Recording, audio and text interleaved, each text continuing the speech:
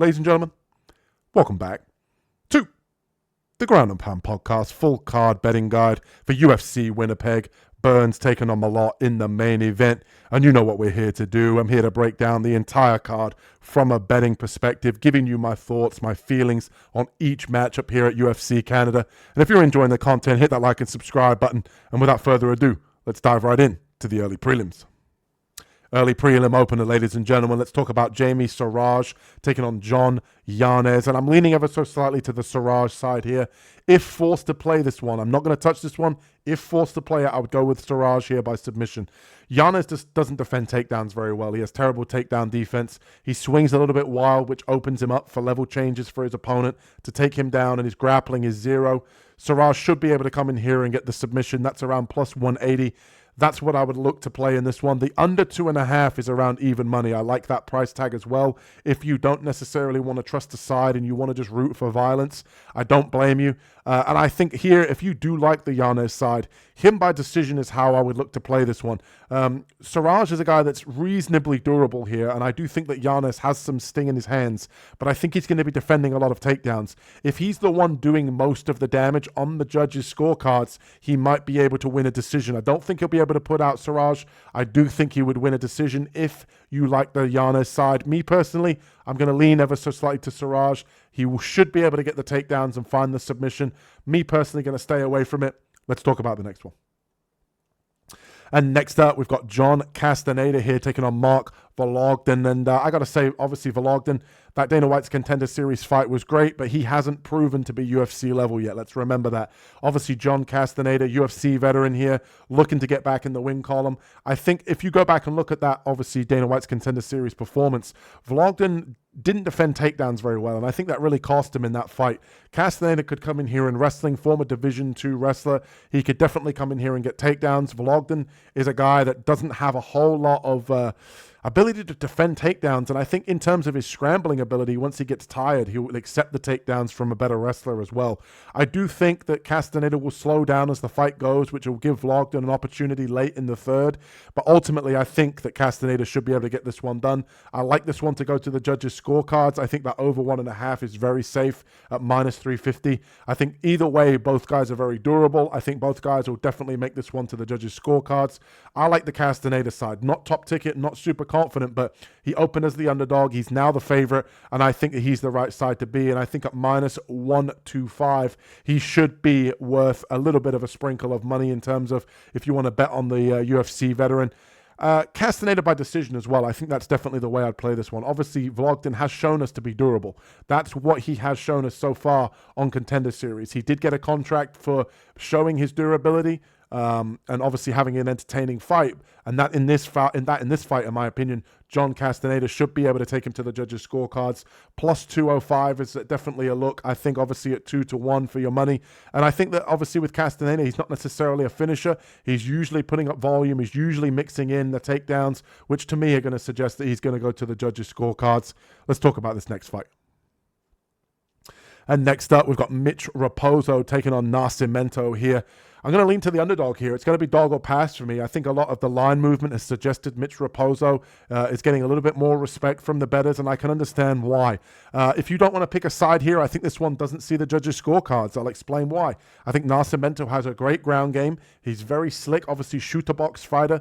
16 wins by submission, and I think Raposo, known for some wrestling, known for his boxing, I think he might mix in some takedowns, which is going to give Nascimento the opportunity to go for that submission. And I think on the feet, we just recently watched Nascimento get backed up, almost knocked out by Cody Durden on short notice. And I think Raposo has decent, slick boxing here. And I definitely could see a world where Raposo wins this fight by KO TKO. I don't love it. I will sprinkle on the Mitch Raposo side, but I will say, if you just want to sit back and root for violence, like I say, fight ends inside the distance. It's sitting at around plus money at plus 120. I think that's a good way to play this one.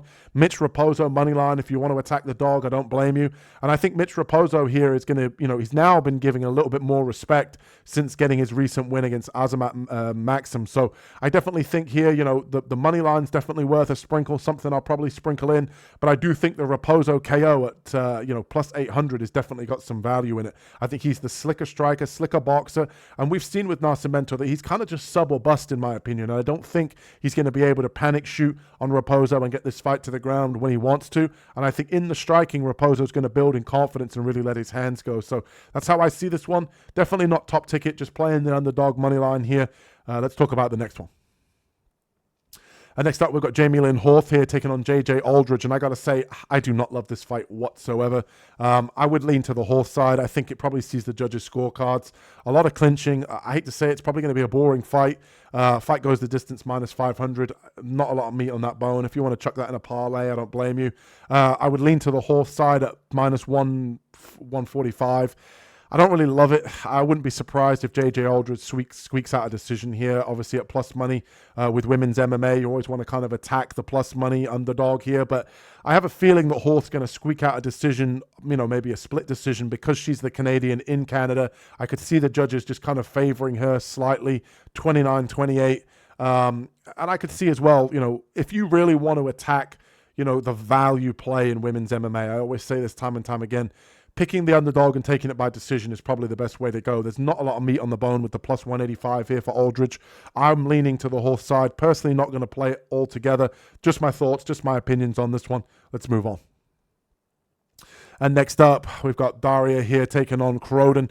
I like Croden in this matchup. I think she's the better fighter. I think she's got the finishing upside, and we'll talk about that later on in kind of a plus money play at the bottom here. But I think fight ends inside the distance. I think it's very live in this one. I think Croden could come in here and get a finish. I think that Daria, obviously in her 2 losses, has been finished once by sub, once by knockout. And I think that Croden hits harder on the feet, and I think that she can definitely come in here, muscle a takedown, and maybe get a submission here. So Croden moneyline, I like it maybe second, not necessarily top tier parlay, but I like it in that sort of second to third tier parlay for you guys. And obviously the Croden inside the distance too, plus 220. That's got a lot of value in my opinion. That's something I'm going to play this week. I think that she should be able to get this one done inside the distance. It might be club and sub. It might be straight up TKO. It might be ground and pound TKO. That's why I'm going straight up with the plus 220 inside the distance for Croden. I think we don't see the judges' scorecards in this one. I think people are going to be surprised that Croden gets the finish. A lot of women's MMA obviously does go the distance. I think a lot of people are going to be betting the overs, the decisions. I think this one's going to end inside the distance, and I think we're going to see Croden get her hand raised after getting the finish here in front of the Canadian crowd. Just my thoughts. If you just want to play the Croden money line, I don't blame you. I like her to get it done this week.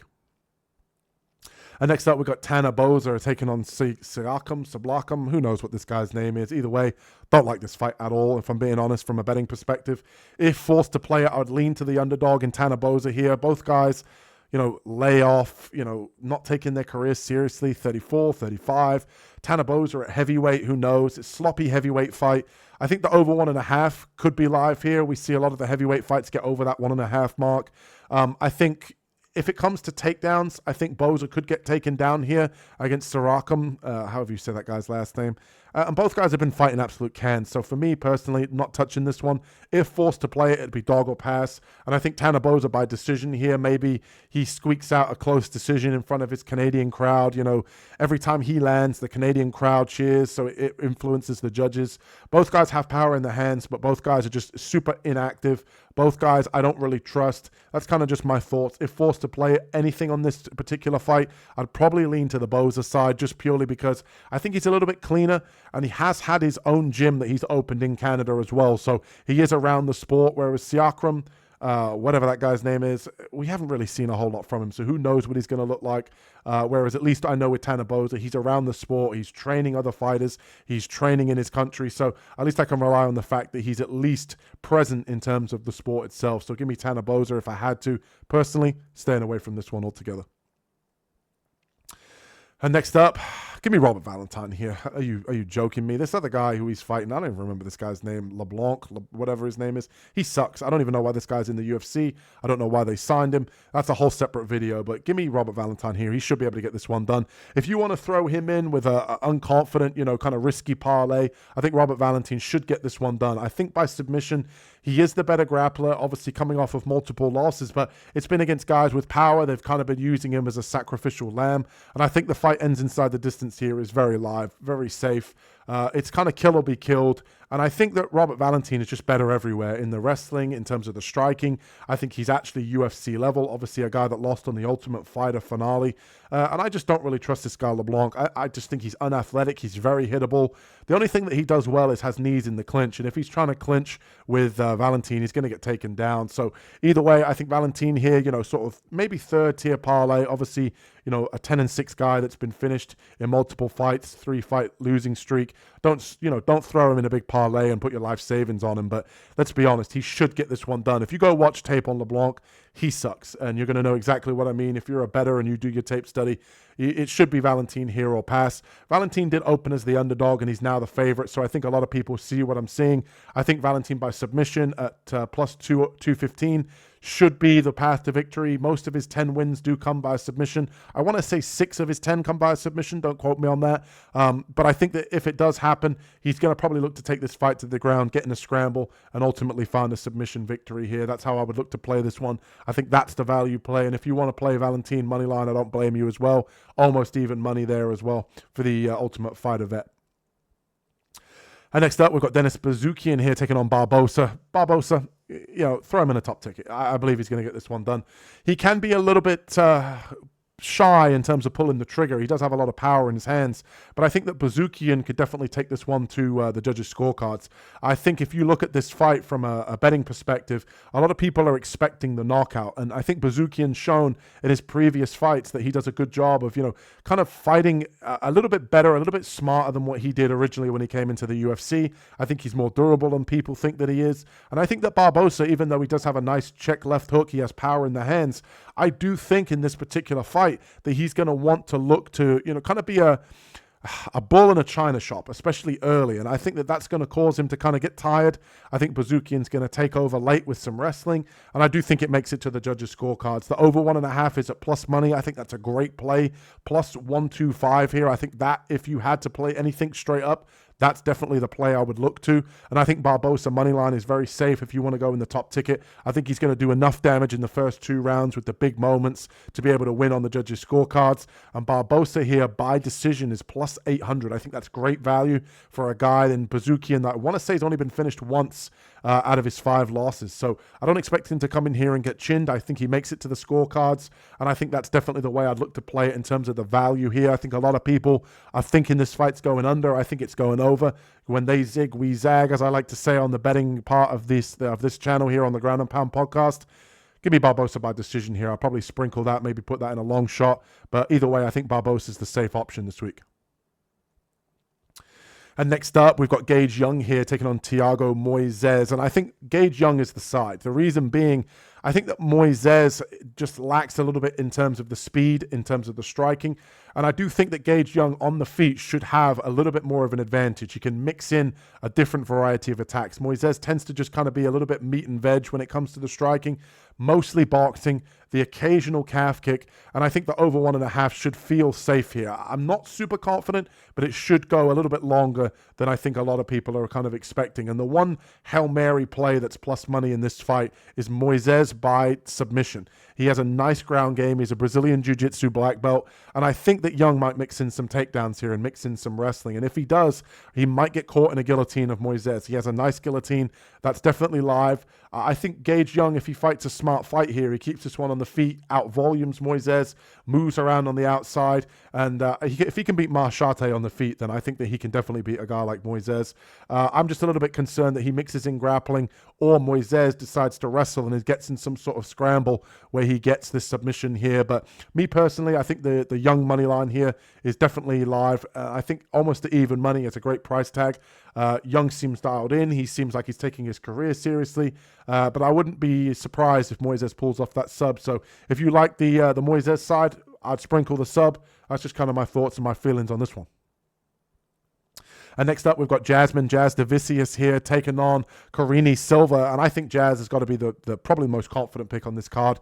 Not a lot you can really do in terms of the decision prop. Obviously, that is still chalky in terms of a decision prop, but to be honest, it all kind of makes sense to me. I mean, Jasmine Jasudavicius is going to come in here. We know what she's going to do. She's going to look to take this fight to the ground. She's going to get into dominant positions, going to throw occasional ground and pound. And I think that Silva stays safe and we make it to the judges' scorecards.